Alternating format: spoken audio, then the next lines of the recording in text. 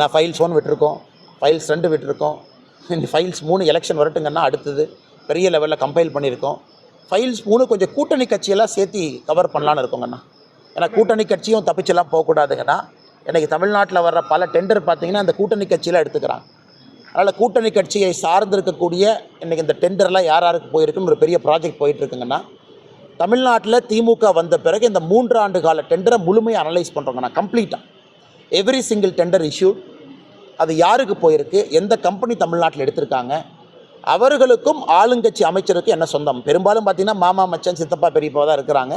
அதை எல்லாம் 2025 ஆரம்பிக்கும் பொழுது மக்கள் மன்றத்தில் வைக்க போகிறோம். அதுதான் டிஎம்கே 1 விட டிஎம்கே 2 ஃபைல்ஸை விட தமிழகத்தினுடைய டெண்டர் அனாலிசிஸ் தான் மிகப்பெரிய ஒரு விஷயமாக இருக்கும். மக்கள் அதை பார்த்தாவே தெரிஞ்சிடும்.